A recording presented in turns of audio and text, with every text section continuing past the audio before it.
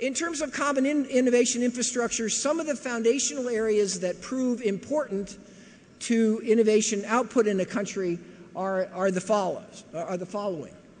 There's some resources, there's some funding for basic science, there's science and engineering workforce, there's a very advanced IT infrastructure. Those seem to be key ingredients in terms of the foundation. There's certain critical policies. You have to protect intellectual property. There has to be incentives for companies to do R&D. Government can help if government acts as a sophisticated purchaser and stimulates innovation by buying the advanced goods for use in government. These are some of the areas that the literature and all the research we've done suggest really are foundational areas. You can see, for example, in terms of the science and engineering workforce, the tremendous differences across countries in the proportion of scientists and engineers in the workforce. And you can see that the countries that are really high innovators have a lot of scientists and engineers in the workforce. And the countries that are not doing very well in this area don't. So part of the story here is just how many people you have with the training and the capability to actually conduct innovative activity. This is one of the key indicators. I won't show you data on all of them, but data is available and has been used to explain why some countries are better than others in this area. In terms of cluster development, this is an example of an innovation cluster in Boston, where I live, in life sciences. You can see that it's not just companies.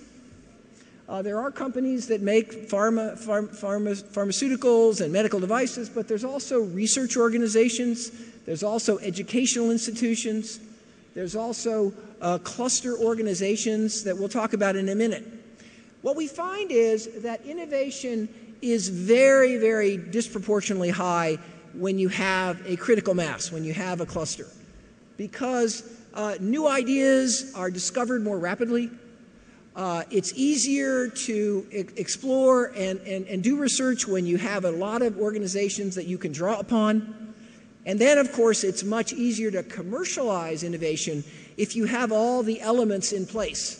If you can get the parts, if you can outsource the components, if you can contract with other firms to actually do the marketing, if you've got all those pieces in place, we find innovation is much more rapid than if a firm has to kind of figure out how to do everything by itself. When it isn't in an environment that's really stimulating and forcing the firm to really continue to push the innovation envelope. So clusters become very, very important. A critical part of the role of clusters in innovation is the networking that happens within a cluster. So innovation occurs often where you have good institutions, like informal networks, like joint research organizations, like university initiatives that connect the university to companies. This is where we see the greatest innovation taking place. And again, these are all organizations that exist in Boston in life sciences. And one of the reasons that Boston is the leading innovation center in the world in life sciences is because the city has been able to combine all these elements in one location. And everybody knows everybody else, and it's a hotbed of ideas and innovation. It's like Silicon Valley in electronics. But we have that in Boston in this field. That's a critical part of the innovation story. Taiwan, you might be curious, how could Taiwan be such a tremendous success story in terms of innovation? Well, really the key to it in Taiwan was building a couple of critical clusters, information technology and analytical instruments, that you can see from this schematic are related clusters. And Taiwan was able to create, through some investments and through a strategy, they built a science park, really dedicated to companies in these fields. They created some research institutions that were very, very advanced, working in these fields. And they established a lot of organizations and institutional structures to kind of get people to collaborate. And as a result, Taiwan went from a relatively low innovation country producing garments and furniture to a very advanced, high-tech, innovation-driven economy. Now, of course, they had the basics, too. They had highly educated people. They had a lot of engineers. They were spending a good bit of money on science and technology. But ultimately, it's this cluster that really built the story. Now, let's go back one slide, because I went one past if somebody's paying attention. Yeah. So let's talk a little bit about Saudi Arabia here in terms of innovation. How is Saudi Arabia doing? Well, the answer is Saudi Arabia is starting to show the beginning of really a true ability to innovate. You can see this data that compares a variety of emerging economies. You can see Saudi Arabia's U.S. patenting is going up steadily, decade by decade. The compound annual growth rate is solid, as good or better than leading Latin American countries, you can see. Not quite as good as some of the Asian countries that we talk all the time about. And so they are, once again, issuing a strict challenge to all of us with this kind of progress. This is promising. Now, let's look at where the real innovation is in Saudi Arabia. Well, if we look at the key organizations that account for the U.S. patenting in this country, we see something very interesting. No surprise, I'm sure, to any of you, but about 80% of all the U.S. patents in Saudi Arabia come from really 3 organizations, the 3 listed here. And look at where these organizations are. They're all related to oil and gas and petrochemicals. Now, should we be surprised about that? No, because those are the areas where Saudi Arabia actually has a cluster. That's where we have a critical mass. That's where we have a really intense concentration of activity. That's where the innovation is going to be.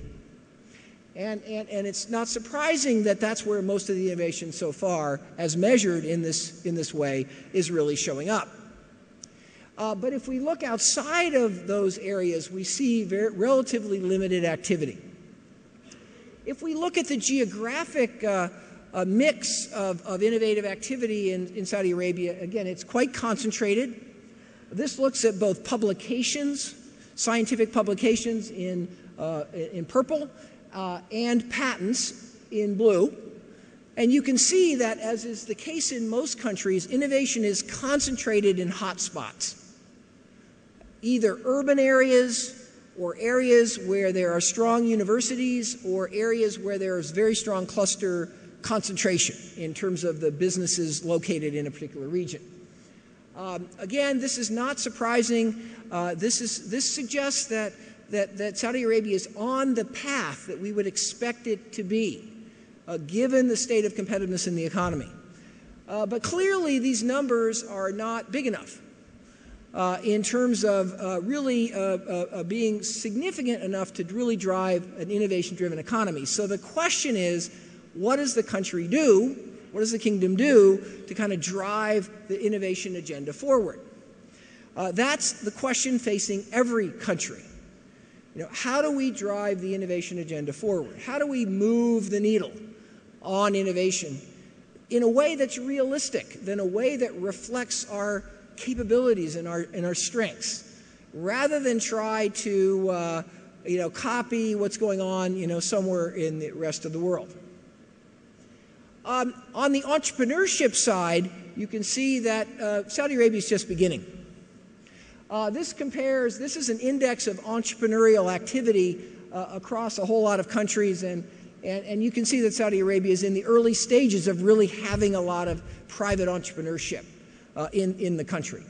And this is, we see some pretty good investments in basic scientific infrastructure and university education. We see the beginnings of some cluster focus in terms of areas where Saudi Arabia is trying to build really a critical mass, but perhaps the entrepreneurial area is the area that's least developed in terms of the overall long-term path towards an innovation-driven economy.